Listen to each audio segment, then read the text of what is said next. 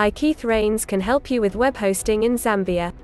I provide VPS and cloud hosting for optimum performance of your web apps, unlike other developers in Zambia who host clients' websites on shared hosting.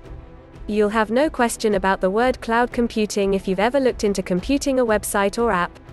You may not be familiar with exactly what is special about hosting your website on a cloud server, considering the popularity of the word. A website has historically been hosted in a single data center on a single server. The general concept remains the same, whether it was a server that housed multiple accounts or an individual computer devoted to nothing but hosting your site alone. Cloud hosting is a little different, though.